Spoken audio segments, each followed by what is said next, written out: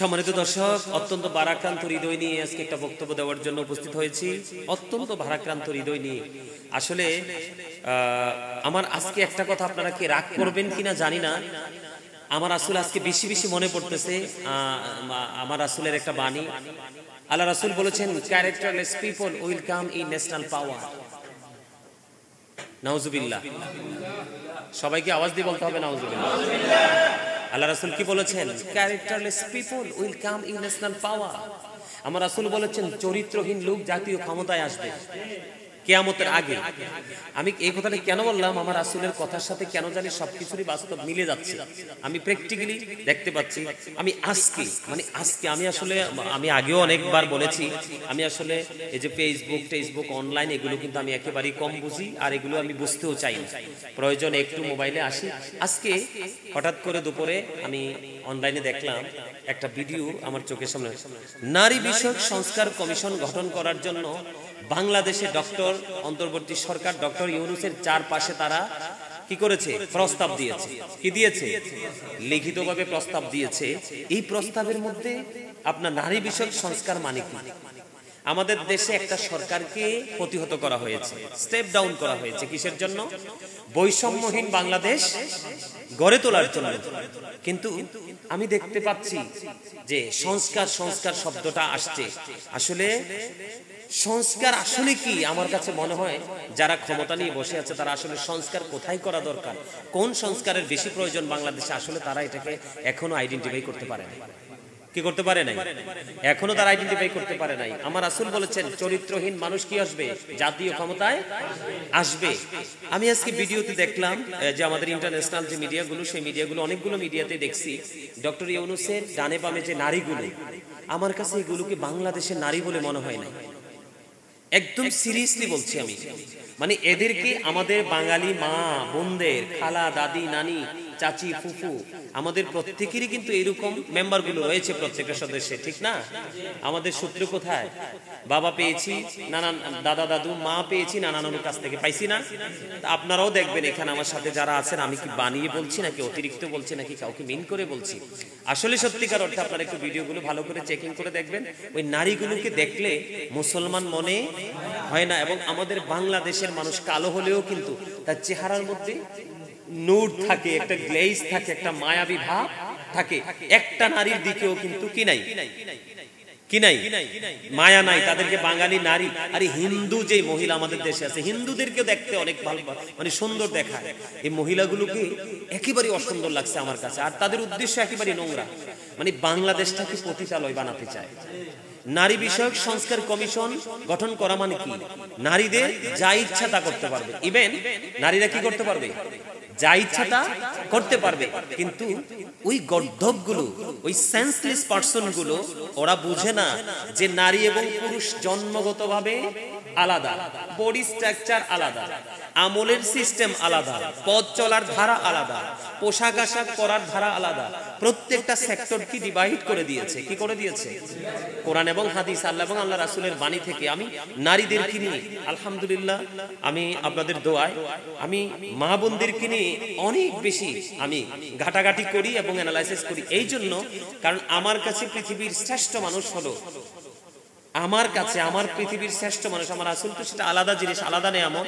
কিন্তু আমার যে বংশ গোত্রের মধ্যে আমার কাছে পৃথিবীর শ্রেষ্ঠ হলো, আমার পৃথিবী হলো আমার মা।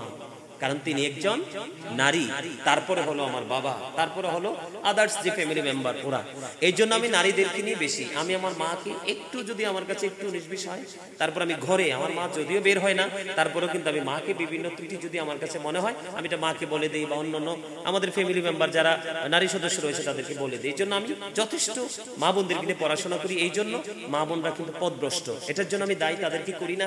একদিকে দায়ী হচ্ছে স্বামী, আরেকদিকে হচ্ছে স্বামী শিক্ষিত। আমি তারা যতই গ্রাজুয়েশন করা হোক, সে যদি সত্যিকারের বিবেকবান না হয়, তাকে আমি শিক্ষিত বলতে পারবো না, আপনাদেরকে মনে রাখতে হবে প্রাতিষ্ঠানিকভাবে শিক্ষা অর্জন করতে পারলেই কিন্তু মানুষ জ্ঞানী হয় না।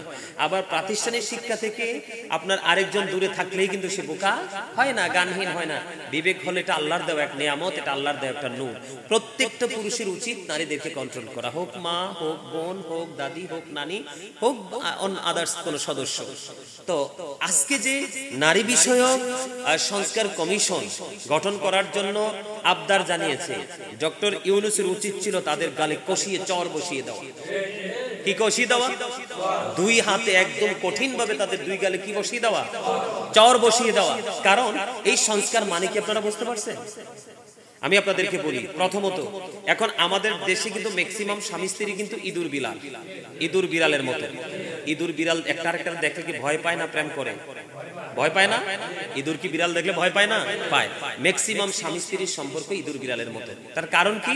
ওই যে পশ্চিমা কালচার, সাদা সাদা কুকুরগুলোর রং লেগেছে। কিভাবে? তারা কি আমেরিকা গিয়েছে? না, এই যে মোবাইল নামক অভিশপ্ত সাপ, এটাই কিন্তু মুসলমানকে গুড ক্যারেক্টার সম্পন্ন পার্সন থেকে এটাকে ক্যারেক্টারলেস পার্সন হিসাবে কি করেছে? তৈরি করেছে। এটা কোনটা? এটা যদি বলে হুজুর আপনি চালান, বিশ্বাস করেন যদি এটা ছাড়া অন্য কোনো কমিউনিকেশনের ব্যবস্থা থাকতো তাহলে আমি অন্যটাই অবলম্বন করতাম। এক পর্যায়ে কিন্তু আমার কাছে এটা প্রেসার মনে হয়, এটা আমাকে প্রেসার ক্রিয়েট করে, এটা আমার জন্য হুমকি, এটা আমার জন্য রিস্ক। কারণ এটা আমার চোখকে, এটা আমার ব্রেইনকে, এটা আমার বডিকে, এটা আমার বিশেষ করে পবিত্র হৃদয়কে পর্যন্ত কলঙ্কিত করতে পারে। কারণ এটার মধ্যে যা আছে সব ইহুদিদের। কার? বেঈমান কাফির মুশরিকদের। আল্লাহ রাব্বুল আলামিন অত্যন্ত কোরআন শরীফে এনশিওর করে দিয়েছেন। আল্লাহ রাব্বুল আলামিন বলে দিয়েছেন, the heretics are the eternal enemy of the believers. ইমানদারদের প্রকাশ্য শত্রু হলো বেঈমান কাফিরেরা। ইন্নাল কাফিরিনা কানু লাকুম আদুওয়াম মুবিনা। আজকে যেই নারীগুলো নারী বিষয়ক সংস্কার কমিশন গঠন করতে চায় আপনার, তারা কি করছে? তারা ইহুদিদের রং লেগেছে, বেঈমান কাফিরদের রং লেগেছে। ওই দেশের মতো আপনারা জানেন কিনা জানি না, বেঈমানদের দেশে ইউরোপ কান্ট্রিগুলোতে এত অসভ্যতা কেন যে বাংলাদেশের মুসলমান এত পাগল ইউরোপের জন্য আমি জানি না। এক একজনের চিন্তা এক এক রকম। দুইটা জুতা থাকলে একটা নারীর একটা পুরুষের সমান। আসলে কখনো কি নারী পুরুষ কি সমান অধিকার থাকতে পারে? নারী আর পুরুষ কি এক জিনিস? কখনো কি সম্ভব?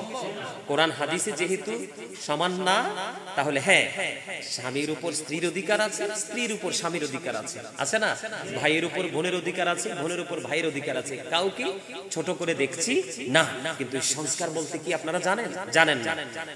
আপনার আমাদের শরীয়তের বিধান হলো, কোন স্বামী যদি স্ত্রীকে অনুমতি দিয়ে রাখে, কি দিয়ে রাখে?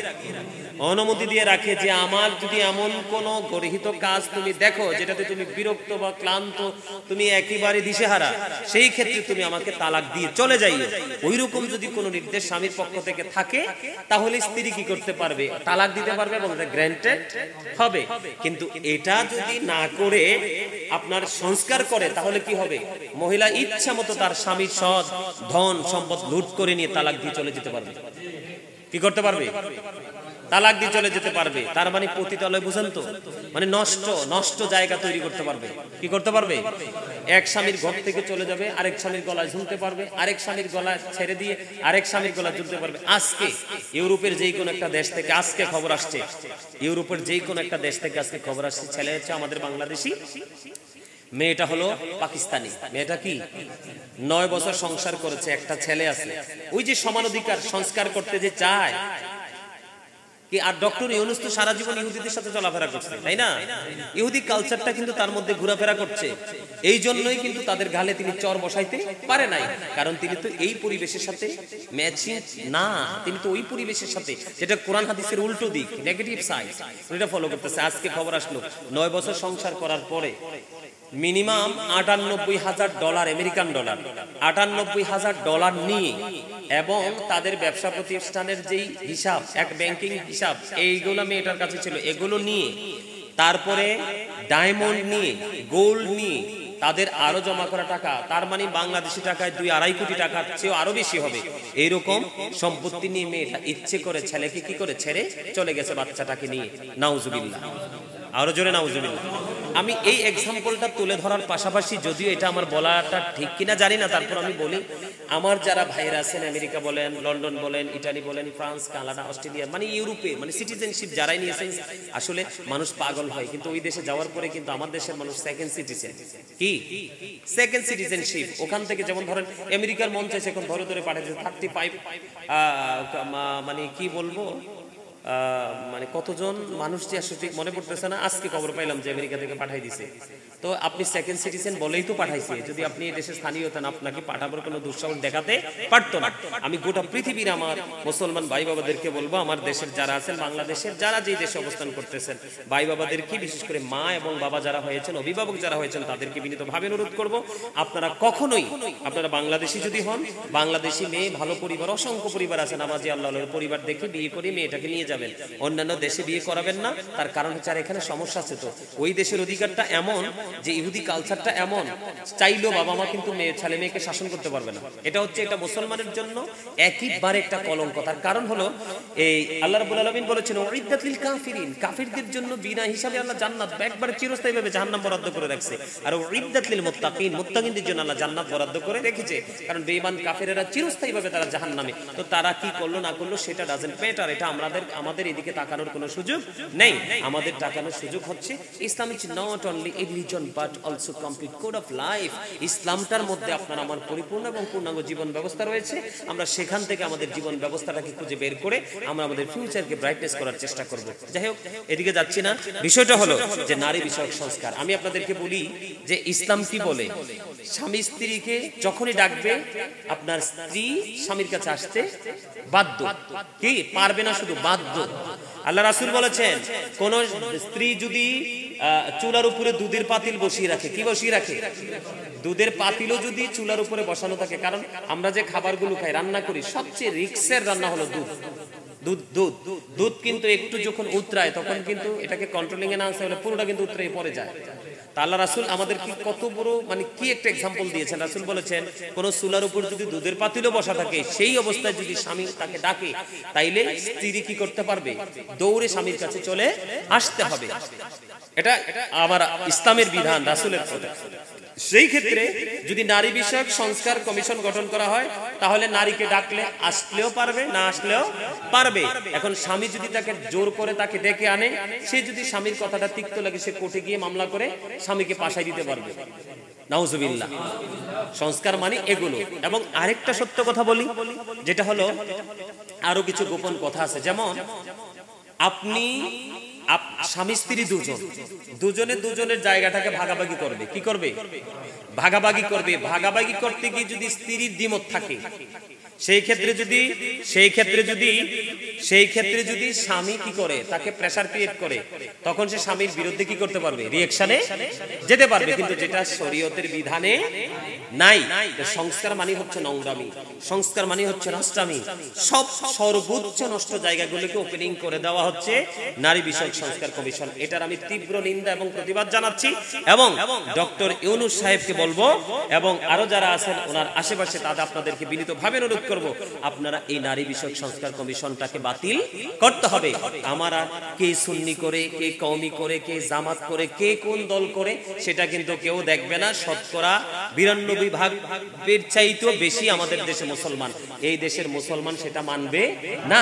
আমি দেখেছি অনেক মা বোনেরা পর্যন্ত বিরোধিতা করেছে, অনেক মা বোনেরা। কারণ মা বোনেরা বিরোধিতা করাটা হচ্ছে সবচেয়ে বড় বুদ্ধিমানের কাজ। কেন বুদ্ধিমানের কাজ? আজকে যদি মা বোনেরা, বিশেষ করে এই ভূমিকাটা, এই জায়গাটাতে মা বোনেরা নেমে আসতে হবে, তাদের ব্যক্তিগত অভিমত প্রকাশ করতে হবে। এই জন্য করতে হবে যে, কারণ মা বোনেরা যদি নেমে আসে, তাহলে তাদের নেক্সট যে প্রজন্ম, তাদের যে মেয়েরা নিরাপদে থাকবে। কি থাকবে? নিরাপদে থাকবে। আমি আরেকটা কথা বলি, এই দেশে যে আপনার যে বলে সমান অধিকার, সমান অধিকার, সমান অধিকার, আমি বললাম সমান অধিকারটা দিবে। সমান অধিকারটা দেওয়ার পরেও কি নারীরা কি প্রত্যেকটা জায়গায় কি সমানভাবে ভূমিকা রাখতে পারবে? আমি আপনাদেরকে বলি, নারী বিষয়ক সংস্কার কমিশনটা কি হয়ে গেল, এটা পাস হয়ে গেল, এটা গ্র্যান্টেড হলো। আমি এক্সাম্পল দেই, এখন কি আমাদের দেশে নারীরা নিরাপদ? নিরাপদ? সম্পূর্ণ অনিরাপদ না? দেখলাম যে আজকে টিভিতে দেখলাম খবর এসে জুলাই অভ্যুত্থানে বাবা মারা গেছে। কি হয়েছে?